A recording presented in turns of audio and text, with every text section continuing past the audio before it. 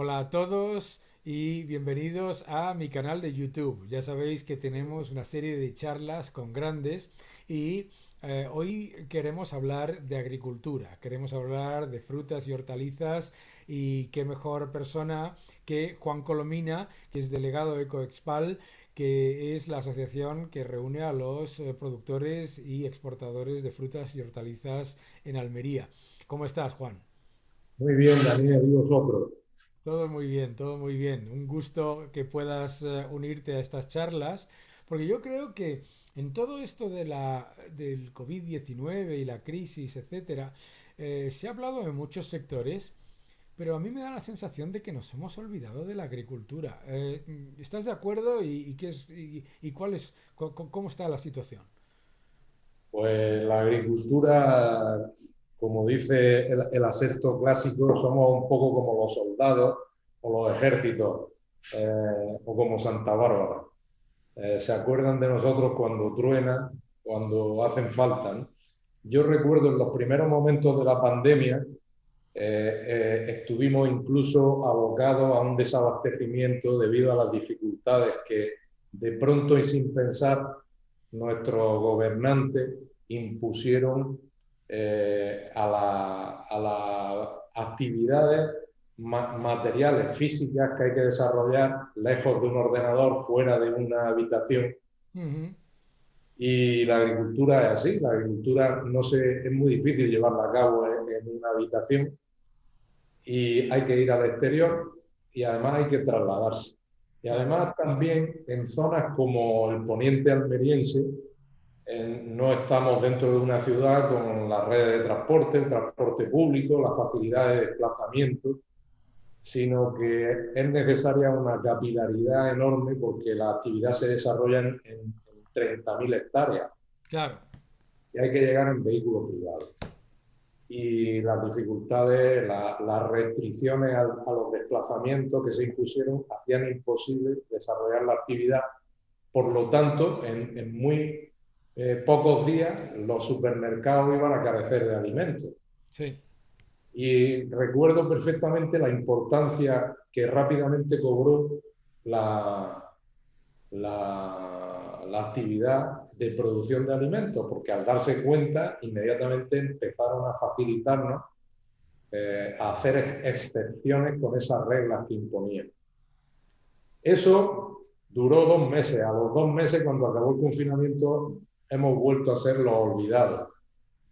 Salvo, todo hay que decirlo, para inversores financieros que están viendo nuestro sector como un sector refugio contracíclico y que en un momento como este puede ser digno de su atención. Y cuando veis que las administraciones se olvidan de la agricultura en un entorno tan complicado como es este, pero no solamente se olvidan en el sentido de apoyar, sino que ponen escollos y además os suben los impuestos, ¿qué capacidad tiene el sector ahora mismo de hacer llegar a los ciudadanos sus problemas? ¿Cómo lo ves? Pues la verdad es que hay dificultades grandes porque tradicionalmente mm, el sector se mueve a través de dos vías. Una de las vías son los despachos, son reuniones con los responsables públicos que tienen que tomar las decisiones, Ujú. se explica, se convence o se trata de convencer. Eso, por supuesto, va acompañado de documentos, un trabajo documental, un trabajo de argumentación. Y luego está la segunda vía, que es lo que yo llamo vía sindical, que es la vía de la manifestación, de la protesta, de la queja, de los medios de comunicación. Mm, Hace ya años que esta segunda vía, pero bastantes años, quizás décadas, esta segunda vía es la vía a la que de manera más frecuente hay que acudir, por desgracia. Ujú. No se hace, la labor de gobierno ha sido postergada, la labor ordinaria de gobierno, por una manera de actuar más errática sí, por parte de los responsables públicos. Se mantiene un nivel mínimo por parte de los funcionarios y de las administraciones en general. Es un tono bajo que viene de Bruselas y que no cesa, pero luego cuando hay que tomar decisiones y afrontar problemas que sobrevienen, entramos en la segunda vía. Y por desgracia es así. sí.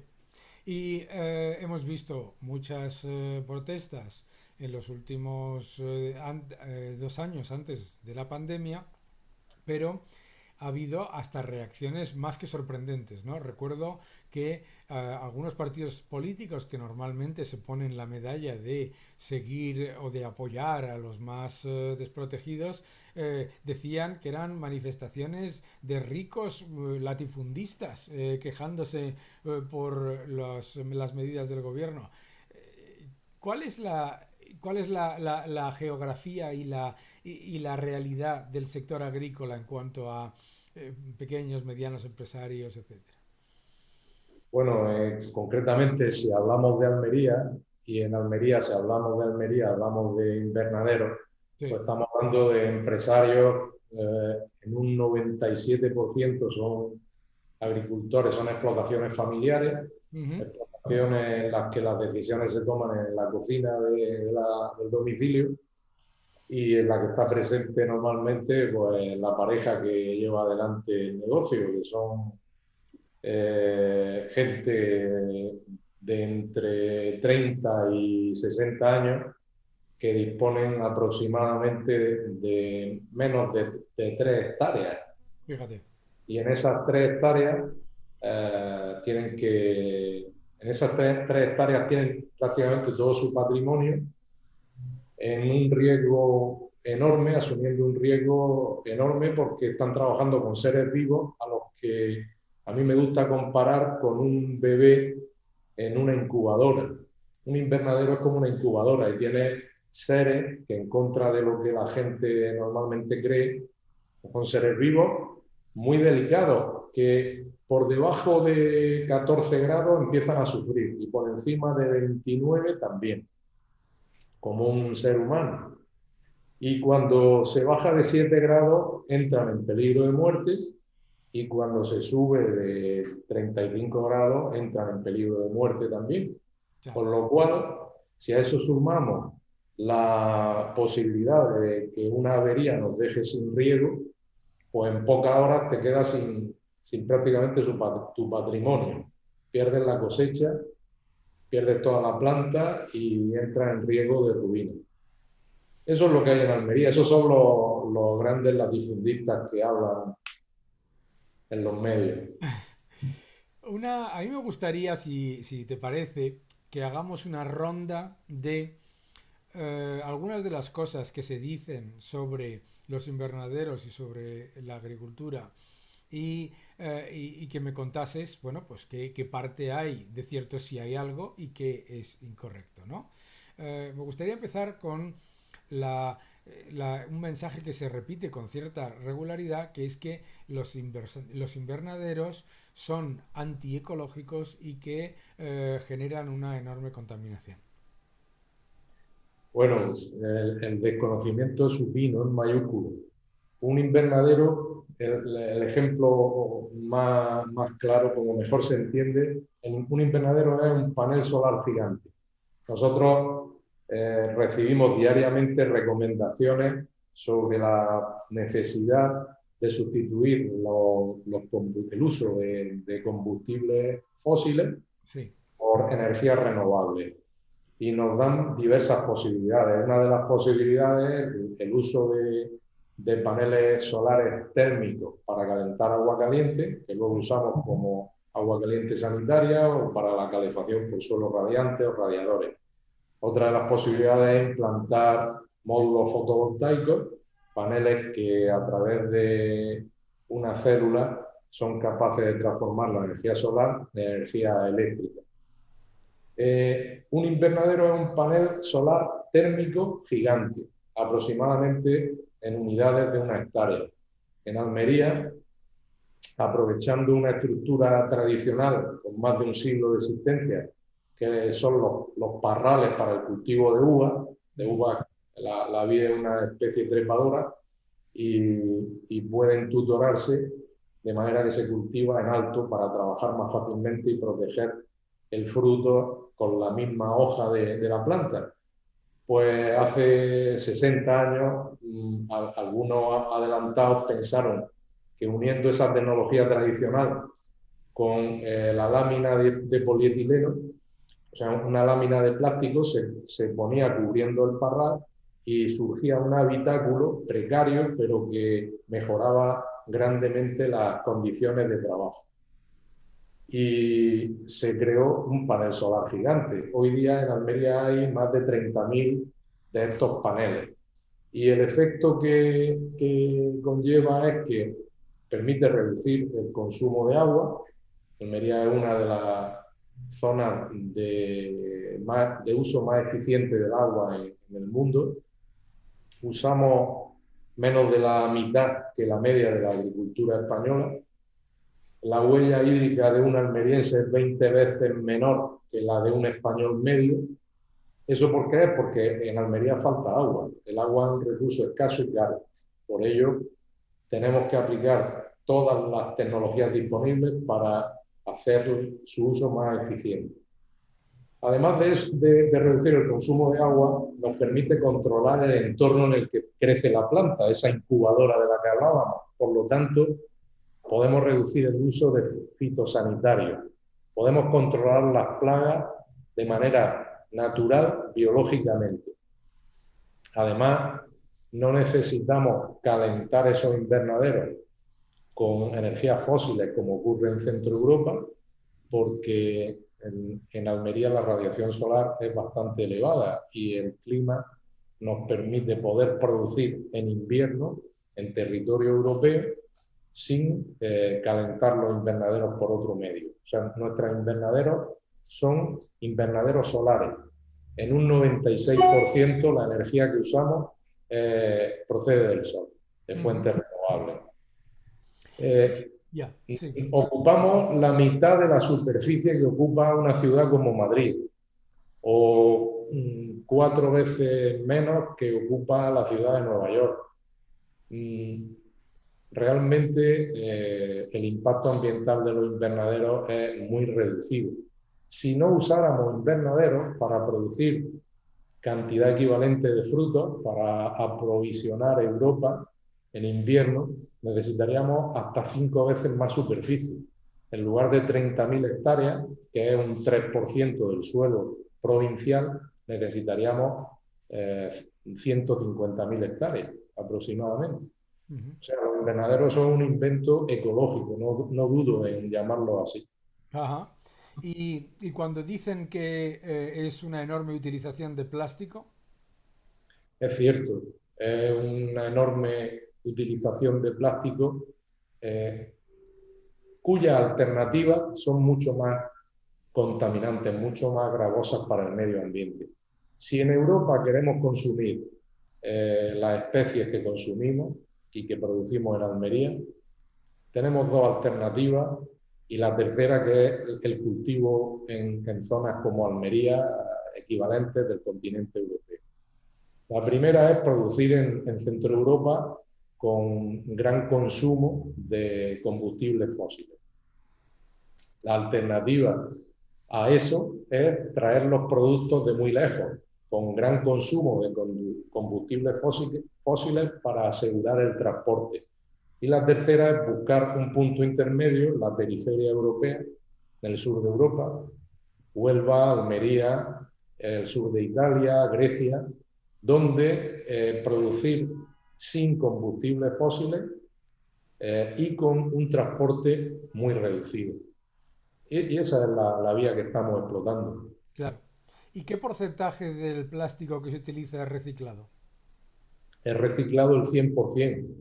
Lo que ocurre es que el reciclado del plástico va unido al precio del petróleo. Claro. El precio del plástico es superior cuando sube el precio del petróleo. Claro. Por eso, a lo largo de las últimas décadas, pues asistimos a mayor o menor demanda de ese plástico para su reciclado. Claro, claro. Y cuando escuchas, por ejemplo, que en los invernaderos y en la agricultura en Almería se utiliza una enorme cantidad de trabajo precario e incluso en condiciones infrahumanas, etcétera. ¿Qué dices? Bueno, los calificativos son libres de ser utilizados, pero hay que entender qué se pretende con el uso de esos calificativos. Y hay que intentar ser, si queremos ser serios, lo más preciso posible en la definición de los mismos. ¿Es precario el trabajo en los invernaderos? Por supuesto, es precario para el empleado y para el dueño de la explotación. La explotación, como hemos dicho antes, es una explotación familiar, normalmente escasamente capitalizada, dependiente de financiación ajena, digamos, están en manos de los bancos y además es una actividad frontera con la naturaleza. Nosotros dependemos del clima, incluso a pesar de haber construido estos habitáculos, estos grandes paneles solares, dependemos del clima. Si si está nublado, la planta da menos frutos, crece más lentamente. Si hace sol, crece más rápidamente. Ujú. Si el clima es más húmedo, necesita menos riego. Si el clima es más seco, necesita más riego. Eso implica una precariedad y esa precariedad existe para el empresario y para el empleado. Es un sector frontera con la naturaleza, como la pesca o como muchas otras agriculturas. Y cuando... Pero bueno, Sí. si te refieres, porque todo hay que entenderlo, a al empleo, por ejemplo, de inmigración, de mano de obra inmigrante, Sí. pues es cierto. Hay que entender que además de ser una actividad fronteriza, porque estamos en la naturaleza, somos un territorio fronterizo. África está a 150 kilómetros y nuestra mano de obra es aproximadamente en un 50% extranjera. Pero, todo hay que decirlo, en Almería hay aproximadamente 60.000 extranjeros dados de alta en la seguridad social cada año. Absolutamente, que eso es una parte clave, entender que ese nivel de precariedad que tiene el sector no es que tenga precariedad porque el empresario está generando gigantescas plusvalías, sino que los empresarios, como decías tú, son explotaciones familiares, etcétera, expuestos a todos esos factores. Y me decías el nivel de afiliación a la seguridad social, etcétera, de los trabajadores. ¿Tienes cifras que nos puedas dar? Sí, como te he dicho, aproximadamente la mitad de los empleados necesarios en el sector son inmigrantes dados de alta en la seguridad social. Ya. Ujú. La, la mano de obra extranjera empleada es una mano de obra regular en un prácticamente 100%. Ajá. Puede haber trabajadores ilegales, como en algunos casos por supuesto que puede haberlo, exactamente igual que puede haberlo en cualquier otro lugar, fuera de la legalidad, perseguidos tanto por las autoridades responsables, competentes en la materia, como denunciados por parte del propio sector. Claro. Porque ahora mismo en Almería no es una cuestión de necesidad contratar mano de obra ilegal. Claro.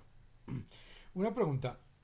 Y cuando escuchas, por ejemplo, pues las críticas por parte de algunos sectores con respecto a vuestras reclamaciones eh, sobre la competencia que se genera por parte de otros países que están vendiendo con condiciones aparentemente mucho más ventajosas, ¿nos puedes explicar que se entienda que se entienda uno el impacto que tiene la subida de impuestos escondida detrás del salario mínimo interprofesional que ha llevado a cabo la administración, y dos, el impacto que tiene con respecto a las dificultades para competir con países que tienen costes mucho más bajos.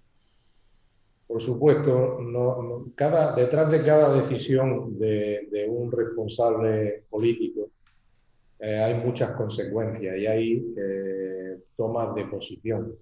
Por desgracia, las decisiones que se toman en el conjunto de los gobiernos, de las administraciones, perjudican a nuestro sector por distintas razones. Por ejemplo, nosotros como exportadores, nosotros somos productores de productos hortofrutícolas y prácticamente un 70% lo vendemos fuera de la frontera española. Por lo tanto, somos partidarios del comercio y del libre comercio, o del comercio lo más libre posible. Nosotros tenemos que defender la posibilidad de producir y comercializar libremente. Pero eso no quiere decir que el comercio no deba estar sujeto a reglas. Nosotros, como he dicho, estamos a 150 kilómetros de Marruecos y esta frontera, la frontera de España con Marruecos, es la frontera más desigual del mundo. La relación de renta entre México y Estados Unidos, por ejemplo, por llamar la atención sobre una de las fronteras que más aparece en los medios de comunicación. Todos recordamos el muro de Trump o las trabas a la entrada de inmigrantes desde Sudamérica y Centroamérica en Estados Unidos. Sí. Bueno, pues de 1 a 6 en Estados Unidos, la diferencia aquí de renta es de 1 a 9. El coste de la mano de obra en Almería es 9 veces más alto que en Marruecos. Nosotros entendemos que a Europa y especialmente a España le interese facilitarle las cosas a Marruecos porque España es el primer proveedor de Marruecos. Marruecos compra porque es un país que tiene un número creciente de habitantes y cada vez consumen más, y a quien más le compra es a España. Luego a España le interesa el comercio con Marruecos. Pero ese comercio debería estar sometido a reglas. ¿Por qué? Porque en la medida que aquí sube el salario mínimo interprofesional y no sube en Marruecos, en la medida en que las exigencias ambientales aquí son muy elevadas y en Marruecos prácticamente no existen, en la medida en que los impuestos en Europa y especialmente en España están subiendo en los últimos años y en Marruecos siguen teniendo un nivel bajísimo, la dificultad de competir es mayor. Claro. Luego, nuestros productos y los marroquíes se venden en condiciones de igualdad en los mercados europeos. Es imposible competir con esas condiciones. Todo esto debería ser tenido en cuenta por las autoridades. Hay además algo que normalmente no se conoce y hay que recordar. La agricultura europea tiene un muy alto nivel de apoyo por parte de las subvenciones establecidas por la PAC, la Política Agrícola Comunitaria. Sí. Pero las frutas y hortalizas quedan fuera de ese nivel de apoyo. Mientras que el nivel medio de ayuda que recibe un olivar puede ser el 30-35% de su renta total, en el caso de los cereales estamos hablando de prácticamente la mitad, el 50%. Si hablamos de frutas y hortalizas, nos tenemos que quedar en el 3% de la renta. O sea, de cada 100 euros que recibe un agricultor, un horticultor almeriense, 97 provienen del mercado y 3 provienen de la ayuda pública. Eso no nos permite competir nada más que a través del mercado. No es que nos quejemos nosotros, no es que nos quejemos, pero nos gustaría que otras medidas, como por ejemplo facilitar las comunicaciones, el acceso a los mercados, facilitar la implantación de políticas de innovación, por ejemplo, facilitar obras de infraestructura que mejorarían el acceso a los recursos necesarios, se facilitaran, se abordaran por parte de los poderes públicos. Y también estamos olvidados en esa materia. En un estudio reciente salía que de un kilo de tomates, aproximadamente el 41% son impuestos y solamente un 3% es margen para el pequeño productor. Eh, ¿Qué se puede hacer para reducir esa carga impositiva a los productores? Porque es un escollo a la hora de competir, como comentabas tú antes. Bueno, nosotros estamos haciendo un esfuerzo muy grande para mantener la competitividad. Los esfuerzos van dirigidos en el sentido de incrementar la eficiencia a la hora de producir y de reducir los costes. Sin embargo, hay una eficiencia que normalmente es imposible abordar porque requiere de la participación de las administraciones, de los poderes públicos.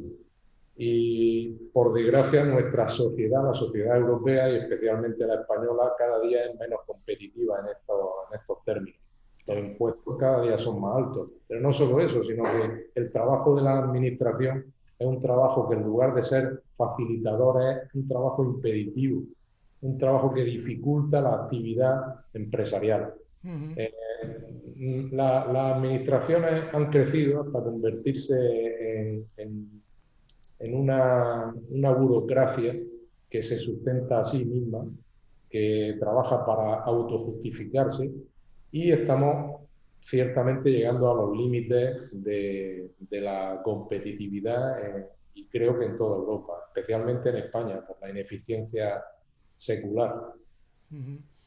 Una de las cosas que el consumidor a veces no entiende es que nos podemos encontrar en una situación en la que si se sigue penalizando de manera tan agresiva fiscalmente, ah, nos podemos encontrar en una situación en la que el tomate, por ejemplo, deje de ser algo que se produzca en España. Ya estamos viviendo esa circunstancia. El tomate en estas últimas dos campañas es algo que venimos avisando desde hace 15 años aproximadamente e incluso hicimos proyecciones hace eso, 15 o 10 años en las que advertíamos de que podía ocurrir lo que ya está ocurriendo. El tiempo podía habernosla quitado, pero nos ha dado la razón. Y el tomate, que era el primer producto de la gama producida en Almería, ha pasado a ser el segundo y está menguando, como digo, en las dos últimas campañas. Ujú.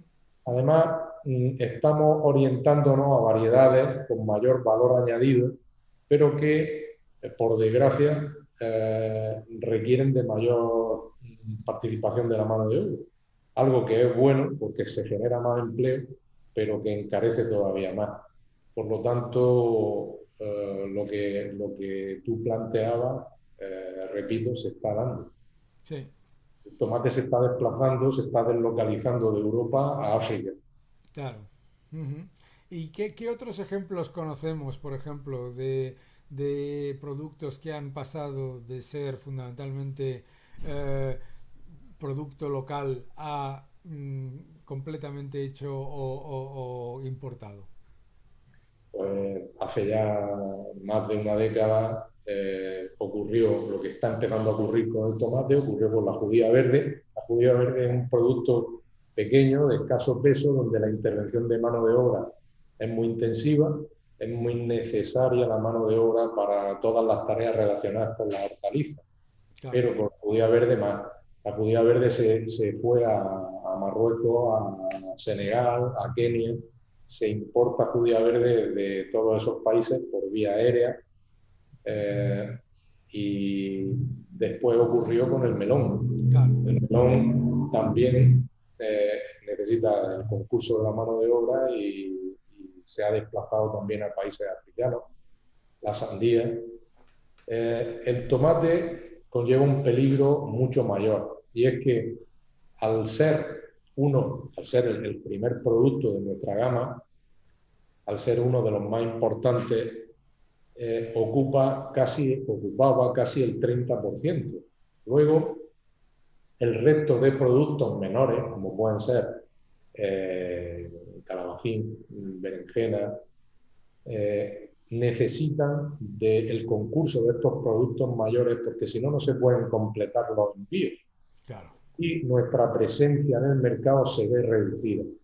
Luego ocurre otro efecto pernicioso, que es que quien deja de cultivar tomate pasa a cultivar otro producto, con lo cual se perjudica la oferta, crece la oferta y baja el precio. Luego el peligro del tomate se puede extender al resto de productos. Es un problema ya mayor, no es un problema como el de la judía.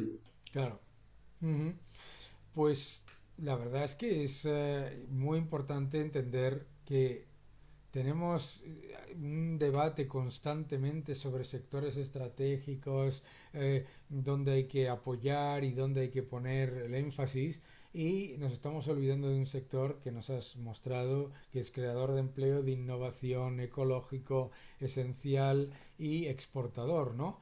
Me decías que las exportaciones son la principal área de crecimiento. ¿Cuáles son los principales países que reciben exportaciones del sector en Almería? Nosotros exportamos un 96% aproximadamente a Europa. Sí. Dentro de Europa, el primer bloque es la Unión Europea. Y dentro de la Unión Europea, el primer país es Alemania, con más de un 35% de las exportaciones totales, casi un 40%, dependiendo de los productos también y de las fechas. Como segundos países se encuentran Francia, Inglaterra, Holanda, aunque Holanda es menos país consumidor porque tiene menos población, y un país que es gran reexpedidor también. Sí. Holanda es una potencia comercial. Y detrás del Reino Unido, ya fuera de la Unión Europea, tenemos a Italia. Esos son los principales países. Sin embargo, hay un conjunto de países que nos llama la atención a nosotros. Un país, son destinos preferidos por su preferencia por la calidad, y aunque son de reducida población, estoy hablando de los países nórdicos, escandinavos, Finlandia, Noruega, Suecia, Dinamarca, son países a los que hay que atender especialmente. Juan, una de las cosas que muy poca gente entiende es el avance tecnológico, el uso de la tecnología en el sector y la equivocada categorización del sector en sector, entre comillas, primario para muchos de los análisis económicos. Cuéntanos un poco de esto. Bueno, pues sí, padecemos históricamente la desgracia de una mala interpretación del análisis del Producto Interior Bruto. Normalmente se piensa que la baja participación del sector primario eh, tiene que ver con el desarrollo de un país. Pero esa baja participación no es porque se le deje de prestar atención al sector primario, sino porque el resto de sectores se desarrollan. Hay países con una economía muy moderna, muy competitiva, y países desarrollados, como por ejemplo Nueva Zelanda, que se basan grandemente en los sectores primarios, agricultura y ganadería especialmente. Por lo tanto, el hecho de que un sector o una actividad esté encuadrada en el sector primario no quiere decir que esa economía sea subdesarrollada. Y en segundo lugar, hay que tener en cuenta que no solamente somos productores, sino que somos comerciantes. Y además somos un sector que induce la innovación de una manera enorme, permanentemente. Si seguimos el rastro de los holandeses, Holanda mantiene la actividad hortofrutícola, la ayuda de manera estratégica por todos los sectores biotecnológicos y tecnológicos que conlleva, tanto en materia de riego, climatización, estructura, desarrollo de nuevos materiales y, como digo, biotecnología, semillas y control biológico de plagas, tratamiento de suelos, etc. Todo esto hay que tenerlo en cuenta. No hay que simplificar excesivamente, aunque uno haya estudiado económica. Está muy claro. Pues la verdad es que ha sido una conversación absolutamente fantástica sobre un sector que yo creo que necesita que tenga más voz y sobre todo que yo creo que todos los que nos veis pues deberíais seguirlo, ¿no? Porque constantemente hablamos de muchos sectores y nos olvidamos de la agricultura y nos olvidamos de ese milagro que ha sido en Almería la innovación y el cambio tecnológico y productivo, porque cuando se habla de cambios de modelo productivo aquí se demuestra que son las empresas las que lo llevan a cabo. Juan, la verdad es que ha sido fantástico. No sé si tienes alguna otra cosa que te gustaría comentar para finalizar, pero ha sido una charla estupenda. Pues agradecerte tu interés y la oportunidad de dar a conocer este sector e invitar a cualquiera que nos esté viendo a visitar Almería y a conocer el mundo de los invernaderos, que es apasionante. Gracias por ver este vídeo. Por favor, suscríbete a mi canal, deja tus comentarios y sigue defendiendo la libertad. Muchas gracias.